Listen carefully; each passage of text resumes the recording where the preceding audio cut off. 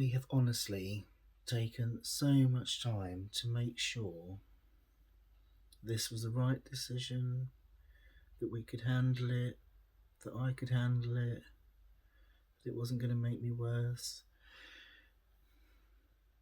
that the benefits were going to outweigh what was going to be negatives in the beginning, because in the beginning it's going to wipe me out, it's going to be hard work, but in the long run, oh my god, I mean, even at 5 days in, the benefits are just massive. So once this little one's toilet trained and we've got him a little bit more under control and we can walk across the floor without playing the forest lava and getting our ankles bitten, it's just going to be wonderful. And it already is, isn't it, darling? So yeah, we made the right decision, I think.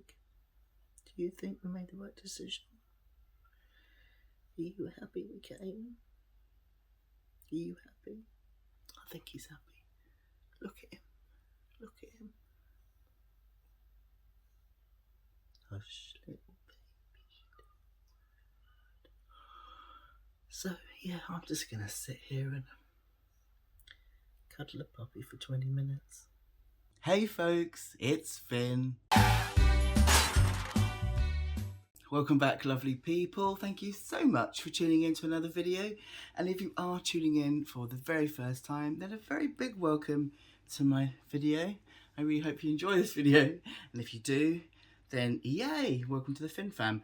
So today's video is a bit of a catch up because it's been like 3 weeks since I last made a video. And my last video was pretty hectic because it was a live stream with this wiggly ball of fluff behind me. It was really chaotic. So today I wanted to make, hopefully, a less chaotic video explaining all and just talking all about Captain Pip Digby in a less chaotic fashion and just talking about how it's been in the first few weeks. And he was settled until I pressed record. And that's how it goes, really. These first few weeks have been all about learning that he's settled till I want to do something, and then poof, he's not. So I did actually make this video 3 weeks ago, and it was such a wreck of a video that I just didn't bother uploading it. And now I always said, didn't I, that I was just going to upload videos no matter what state they were in. But it honestly was such a state. I was a state. I had a beard the size of a Yeti, my hair was everywhere, and I made no sense whatsoever. And the whole point was to make more sense than the first video. So, hello, we're starting again.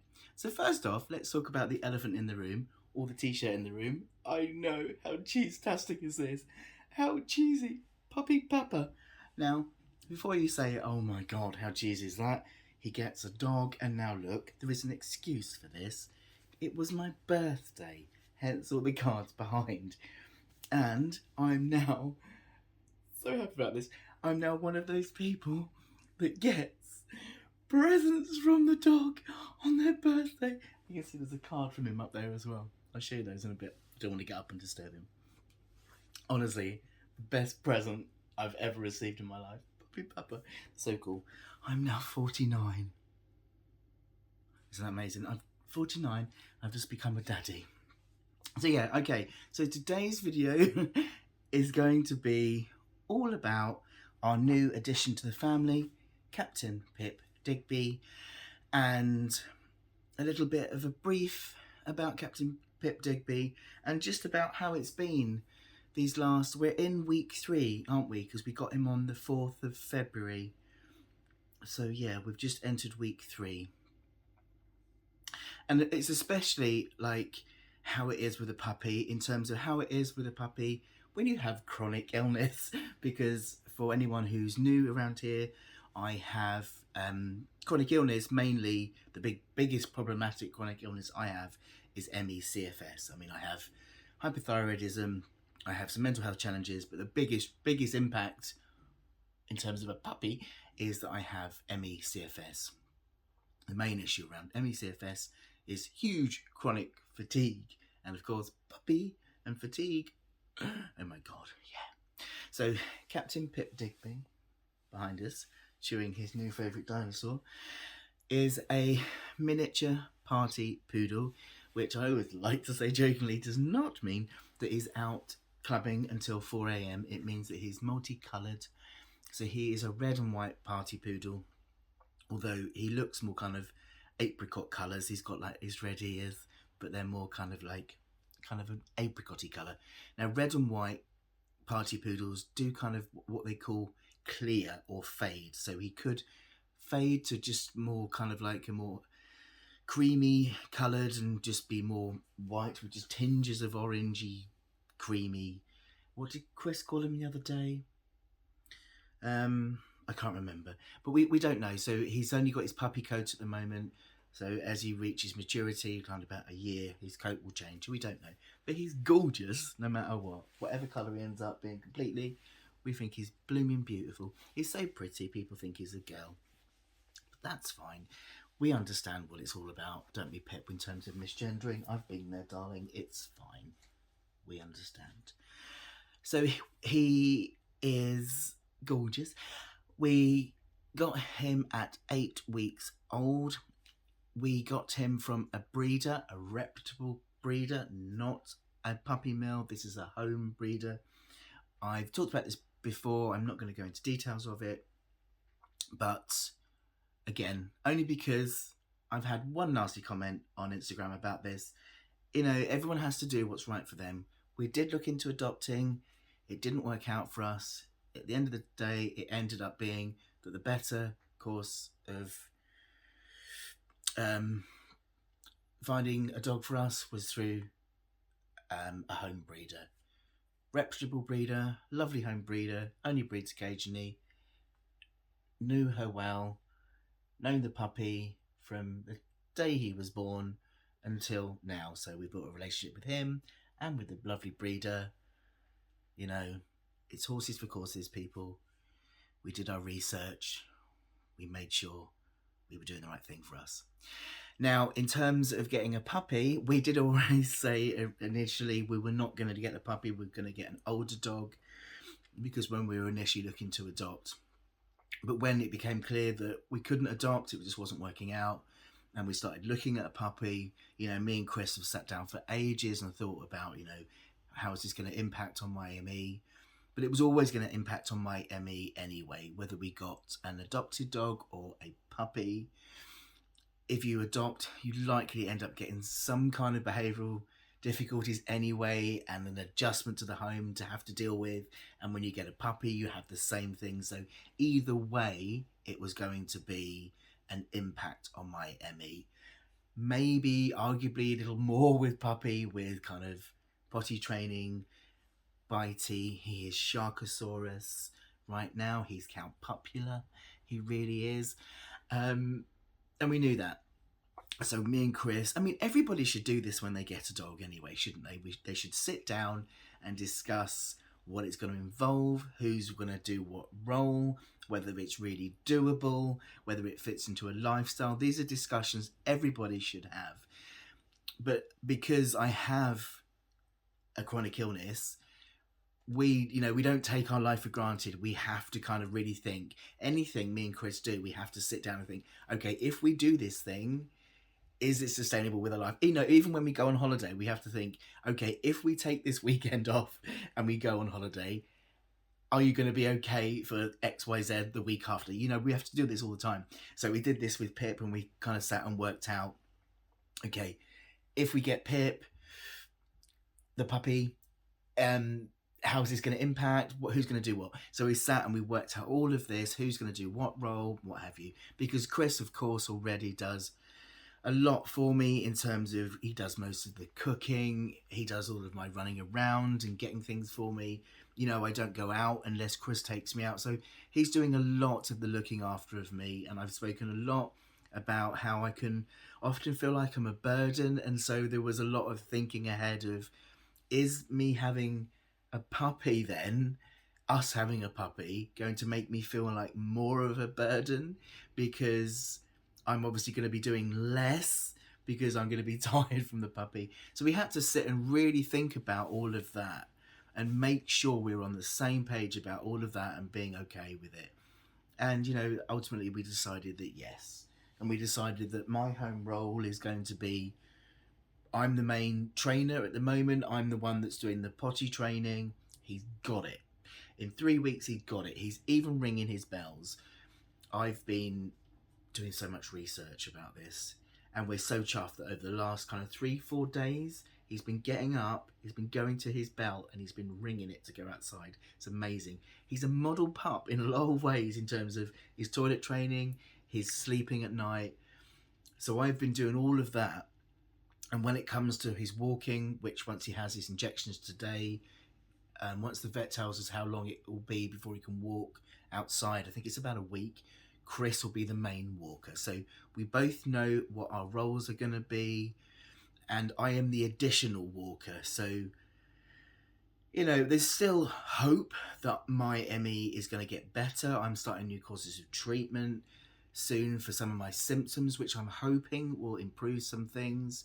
So as it stands at the moment, Chris is the main walker, and I'll be doing an additional walks, you know, so we've got all that sorted. So that was all on paper. And then we brought him home. And I've got to say, you know, of course it's tough, and we knew it was going to be tough. But in some ways, there's some bits that have been easier than others.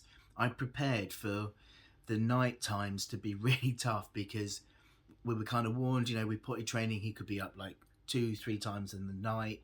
So we decided that I was going to sleep downstairs because Chris, this was really quite poor timing in a lot of ways, because the weekend we got him, Chris was also starting a new job.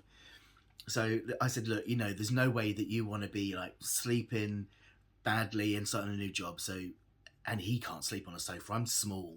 Chris is quite, you know, quite tall and longer than I am. So I said, I'll sleep downstairs with his crate. I'll do it. But the first night he was only out once, and like he didn't cry. He cried like for about 30 seconds. I sung him "Hush Little Baby, Don't Say a Word." I know, dreadful. And he went to sleep, and he slept right the way through. He got up for one wee, which he did one little bark. I opened the crate, we went out in the garden, he did a pee instantly, went back to sleep. So that was like the Saturday night, Sunday night, Monday night, Tuesday night. On the Wednesday night, we said to each other, shall we just move his crate upstairs and see if he'll be okay? Because my main problem, you see, is with my ME, when I'm really fatigued, cannot trust my legs whatsoever. I struggle on these stairs. I tend to gorilla up them because of the POTS aspect and the dizziness, and I tend to sidestep down them. So carrying a puppy up and downstairs is not ideal in the middle of the night. So we decided to risk it on the Thursday night and moved him upstairs. He slept right through till 5 o'clock in the morning. And that's him been upstairs ever since. So he will wake up roughly about 3 or 4 in the morning. Won't you, darling? Yes. And have his pee. And then he's totally out for the count then until Chris gets up for work about 7. And Chris will bring him down and occupy him. And then I'll come down when Chris goes to work. And then we'll have our morning kind of like training and play session, and then we'll like have a little nap on the sofa. And in that respect, his toileting and his sleeping, it's been really, really good. What is challenging at the moment is not really his behaviour. I mean, his biting's quite difficult, but that's like the puppy stage, and they get mouthy and it's trying to redirect their biting. That's quite tough. But what is really difficult is managing my pacing around him, because one of the things with ME is you have very limited energy. So your body doesn't make energy properly, so you get really fatigued, which is why it's not just fatigue with ME, but because your body doesn't make enough energy, that's where you get all the other symptoms. You know, you get heart problems, you get stomach problems, because basically your body doesn't have enough energy to run properly. So basically everything starts shutting down because it doesn't run properly. So with this limited energy, there's very few things you can do. You have to pace yourself very carefully. I'm just talking here for people that don't understand ME. So I am getting better and better now. It's been a year since I was diagnosed. Just gone a year. So I've been pacing now, learning to pace for about a year. and I'm getting better now at knowing my energy envelope, about what I can do and what pushes me over into post-exertional malaise. I'm much better at that. And then I got a puppy. And the thing is, you can't add in something extra. If you add in something extra with ME, you've got to take something away. There is no room to add anything. If you add something, you crash. So I've added a puppy, and when I've added a puppy, there's nothing, I can't do anything else. So what I'm starting to notice is my plants are dying, because I cannot have a new puppy, a new thing, and still manage my life, right? So any, like, the small times around the week where I might like start prepping a bit of ingredients for Chris for when he comes home to finish cooking, gone out the window. The plants that I was starting to thrive and grow are dying rapidly. I've killed 2 in the last 2.5 weeks, because unfortunately there's like, there isn't anything spare with ME. So something comes in, everything else goes. So this is what I'm struggling with at the moment, is now finding a new routine with him, and to find a new pacing schedule with him, and that's the trick. It's been better. The first week was awful. I mean, because I'm not used to, like, is he safe? Where can he go? Where can I go? I'm trying to go to the toilet. I had a meeting as well on the second week, and I was trying to, like, get myself prepared. And I thought, if I put him in the bath with some toys, surely I'll be able to have a shave. Nope, he wouldn't leave me alone. So I had him under my arm, was trying to shave with the other arm. Oh my goodness, it was just. Luckily, I did set the goal this year of just, like, very minimal attempts at any work, keeping everything really low key. So that's been helpful to have very little to do. But yeah, it's getting better. I mean, the last week he's much more independent. I can leave him more now. He is settling more on his own. I mean, he's got a playpen and a crate. He will sleep in his crate rather than play in his playpen. I don't know why. he won't. But if I leave him running around here, he'll just cry for me. If I go upstairs, he will settle in his crate. I've got a webcam now, so if I do go upstairs and have a wash, at least I can watch him. I did go out to have my libido yesterday, an hour around the corner, and I took my webcam and watched him, and he slept. So that little bit of independence, just being able to go upstairs and do a few things, or go in the kitchen and do a few things, it's starting to happen. I've started to do some more meditation on my own again, and bring in some of the relaxation techniques I was doing before Pip arrived, and just started to build a bit more of a routine back. And it'll get better as he gets older, and that's the thing. This is temporary. And that we knew that was going to be the case. I knew that was going to be the case, because long term, he's going to be so good for me. And the main reason all of this, we decided this, was his company for me. I don't know how long my ME is going to be at the level it is right now. And now that we've got this lovely house and we've got a lovely garden, to have a companion at home and to have a kind of focus that's a more healthy focus, because I've spoken so many times about how I've kind of had this realization recently that, well, there's 2 bits of this realization really, that, there's lots of realizations. The way I was living wasn't particularly healthy anyway. I'd kind of gone into this kind of, I want to achieve, and it just becomes so blinkered that I was just doing, and I don't want to go back to that lifestyle anyway. But I'd also noticed some thoughts around, I want to get well, and I want to pick back up some work, but I don't want to be in the mindset of getting well to do more work. I want to be in the mindset of getting more well to do more living. And I was talking to my occupational therapist a couple of weeks ago, and we were doing this exercise about, rather than thinking around, well, but it basically started when we were talking about how when people are chronically unwell, chronically sick, disabled, the first thing that usually goes out the window are leisure activities. Because what tends to happen is, like, your house becomes in a bit of disarray, you're not keeping up with your housework and things like that. So as soon as you get a slightly bit well, you think, oh, best do the hoovering and clean behind the cooker and all of that. And then you start to feel guilty if you go out for a coffee, because you think, well, I haven't hoovered the bathroom for 2 months, so I should really hoover the bathroom. But we were talking about how actually really, for your mental health, you should say, doesn't really matter that the bathroom hasn't been hoovered for a month. That coffee is better. Go for the coffee with a friend. And that's exactly this mindset that I'm having at the moment, where my focus really needs to be getting well to do more living. And this gorgeous little puppy is really helping me to keep that focus, because that's what it should be about. If I'm going to get better and recover from ME, then it needs to be the focus of getting well to do more things in terms of living, getting out on the moors with Pip, going for walks, doing that, not to get well to go and sit in my office to churn out more work and do more stuff like that. You know what I mean? So that's the thing. But also not trying to recreate the life I was living. I was talking to somebody yesterday about this, trying to do the things I was doing when I was well. I need to create a life now as the person I am now. So, for example, it's really hard for me to go anywhere without Chris, because it takes a lot of energy. Even with the scooter, my mobility scooter, that still takes a lot of energy. If I go with Chris, he can do a lot of the spoon heavy stuff, like, watching out for traffic, watching me, making sure I'm okay, opening doors and all of that. Whereas if I'm on my own on the scooter, that takes a lot of effort. But if I can just go around the block on my scooter, that's a little bit of a day out, right? I know it seems daft that it's just around the block on a scooter, and it is daft if I'm on my own. But if I've got a dog, a 10-minute scooter ride around my neighbourhood has a purpose, right? Do you see what I'm saying?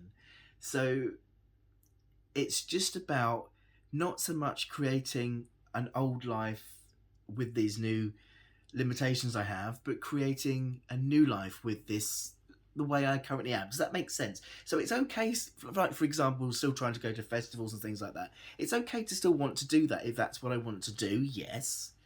But trying to fit who I am now into the mould of how I was living, how I was then, isn't necessarily good for me. I need to be creating a life now with the person I am now. Am I making any sense? That was why we wanted this dog. We wanted a dog for a very, very long time. And then we put it on hold when I got really poorly.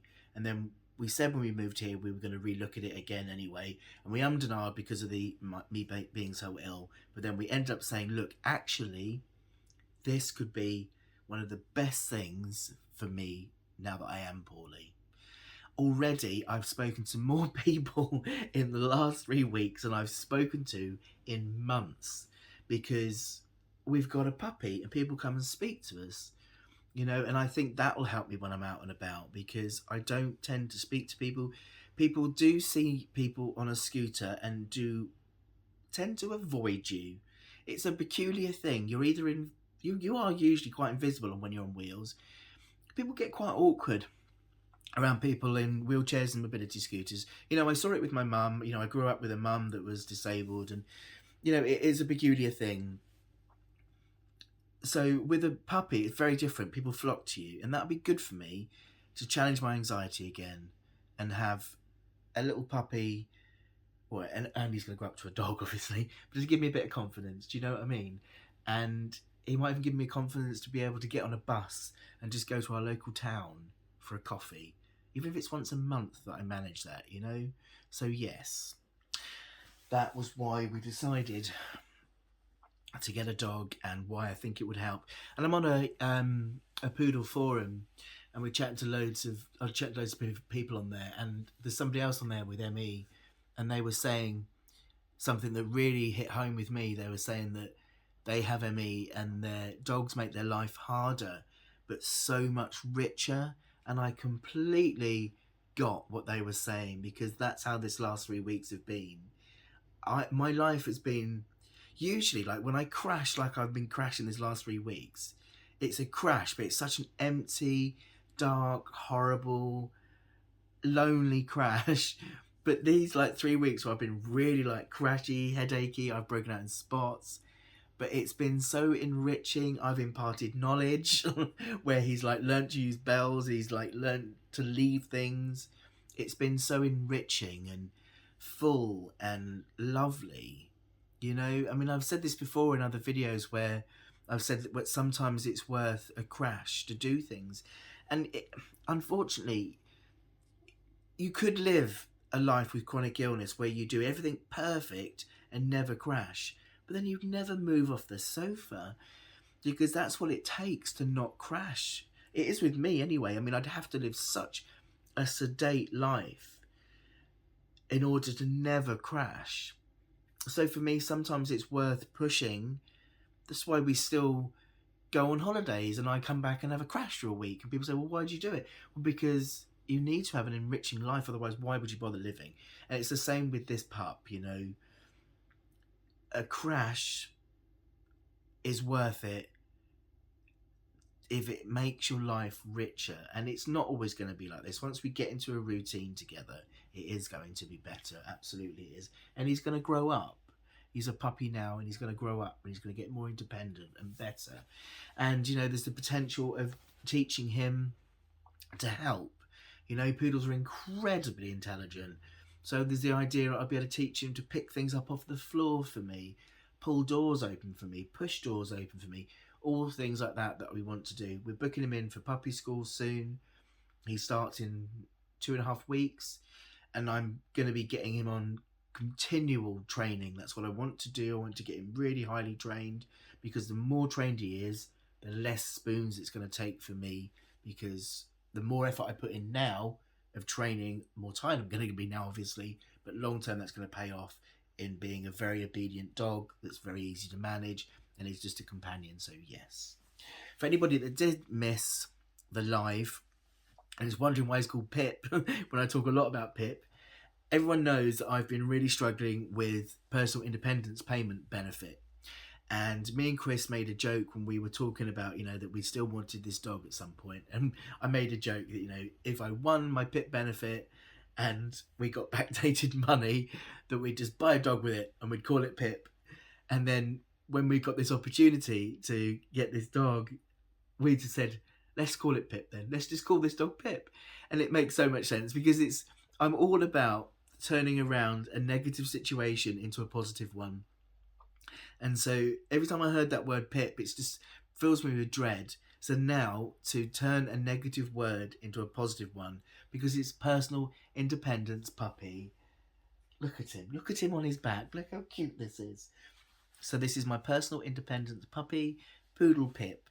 And the reason it's Captain Pip Digby is because he needs to have a very important name, because he's Captain Pip. And the reason it's Digby is because initially when we started to look at dogs, we were going to get a small dog. And then when Chris used to manage a pet store, this is how we developed this relationship over this last year with this breeder. Chris fell in love with this breeder's poodles and really loved the idea that, you know, they were quite small miniature poodles and they're hypoenergenic, because Chris is quite badly asthmatic. And we're looking at the miniature poodles and the size, and we thought, oh, they're quite small, quite lovely. But this one is going to be quite a big miniature poodle. He's quite a big boy, hence Digby. If you're of the age to know the film Digby, the biggest dog in the world, if you grew up in the 80s, then you'll know the film Digby, the biggest dog in the world. Hence Captain Pip Digby. So yeah, Captain Pip Digby, or Poodle Pip. Poodle Pip. Poodle Pip. Pip. Pip Pip. He's lying in his bed with his dinosaur, which our lovely friend Toby brought for him yesterday. Toby, one of our Friends of Finn members and a good friend of mine who lives nearby, came yesterday to see and visit him. I'm sorry about your hands, Toby. He's in a very brighty phase. And he brought him a lovely dinosaur who he hasn't let him go since. We've had so many lovely presents. I've got a couple here. I did show them on the live stream, but it was so hectic. Natasha, another one of our Friends of Finn members, brought this. It is a bit too big at the moment, and you can make it smaller, but I tried to put it on him, like doubled over, and it just still drowned him. So I'm waiting for him to get bigger, but look how cute that is. Once he gets a bit bigger, that'll go on him. And Pip's treats. I also got this in the post from another Friends of Finn member, Alex Cole. And when I first unwrapped this, I had no idea what it is. Do you know what it is? It's a sock darner. because I keep sharing pictures of my socks that are just covered in holes. He just loves socks. It's getting better this week. I've managed to teach him leave it, which he will most of the time until he gets overexcited, and then there's just nothing you can do to get him off your socks. So I might be darning socks. And we also got these from Indigo and Ruthie. There's another one up the top there. Very cute. I might have forgot stuff as well. People have sent us so much stuff. It's been lovely to get little presents for people. He's going to be so spoiled. He already is spoiled. So there you go. Hopefully that was a bit less chaotic than the live stream. But it was fun, that live stream, introducing him for the first time. If there's anything you want to know about Captain Pip Digby and life with a pup, life with a pup with Emmy, life with a pup in general, people have asked about whether I'll be sharing like tips around training with mobility scooter and things like that. I will, because I've obviously got to teach him to walk with a mobility scooter, so I will be sharing that as I go. Absolutely, yes. Anything you want to know, just obviously pop a comment below. So that's it for me. I will just sign off with some announcements as per usual. These were up to date 3 weeks ago. I might have missed some, so if I have, I'll pop them next week. But we have some new members this week, new Friends of Finn supporters on YouTube, who I want to give a shout out to. So very big thank you and a welcome to Deb Mansbridge. Hello and welcome. These are all supporters on YouTube. Trent Coleman, Kiko Martin PR, and Thomas Marengo, who I think I've thanked in our last video. I'm not sure. I meant to say thank you to you all in the live stream, but completely lost the plot. So very big welcome to our Friends of Finn family club. I'm very tired, can you tell? But thank you for joining, lovely people.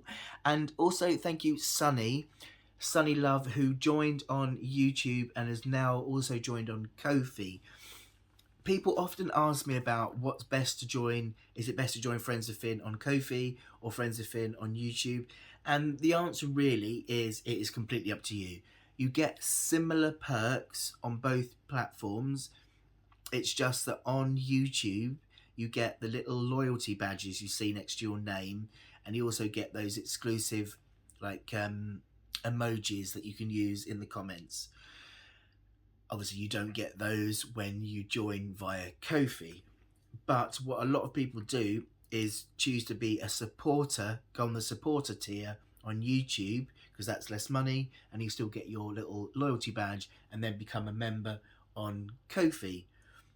And that's what Sonni has done. So thank you for that, Sonni. If I'm honest, I prefer Ko-fi as a platform just because it's got a really nice, easy to navigate hub where I can give you all of your perks, like your exclusive videos and posts and pictures and stuff.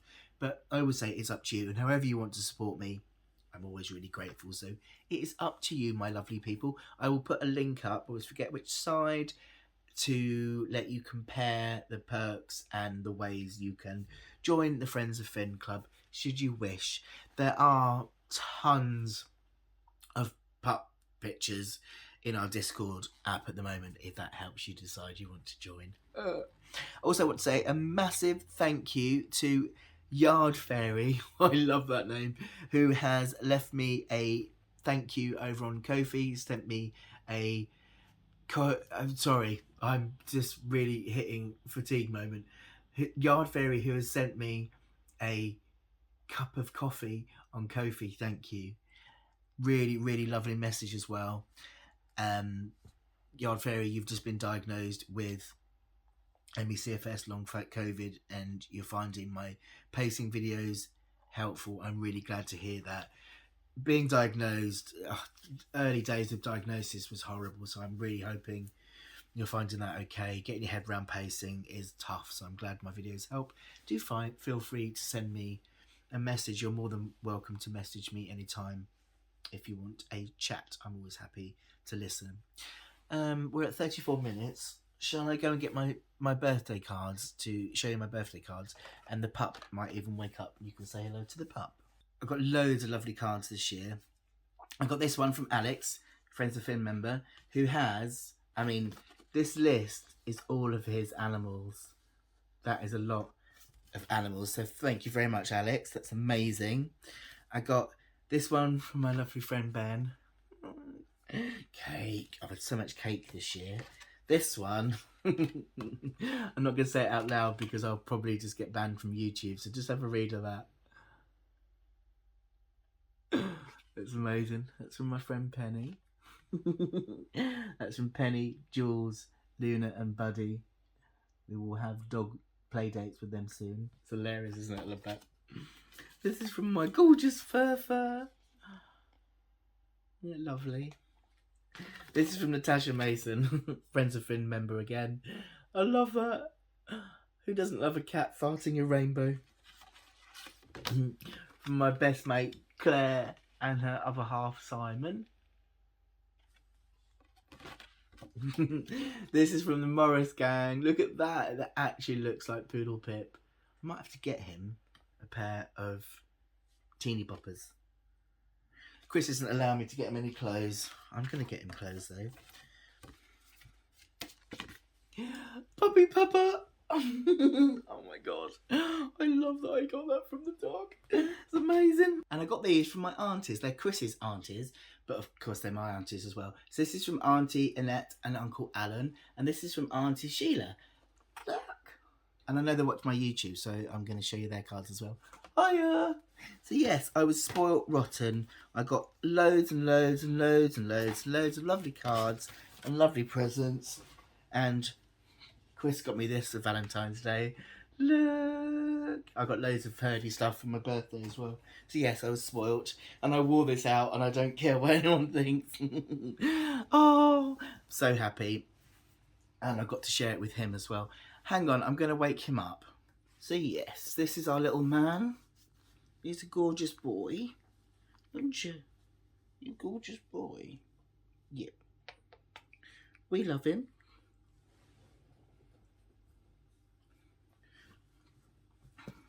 So this is the gorgeous floof ball. We love him very much. Do you want a treat? Want a treat? Of course I want a treat. You've been a very good boy today, haven't you? You let Daddy do a video. He says, that's it. I don't want to be on camera no more, Dad. I've done my bit. Oh, I'm going to come up here and have a look. Ooh, ooh, ooh. Yeah. He's a very good boy, aren't you? But he says, right now, I'm going to go and explore. I think he might need a wee. You going to go down for a wee? Where are you going? Whoop. Launch. Is it wee time? Ring your bell. You ring your bell? He's going to ring his bell. Right, that's it. I'm off to go and wee the boy. Thanks for watching, everybody. Take care of yourselves. See you next week. Bye-bye.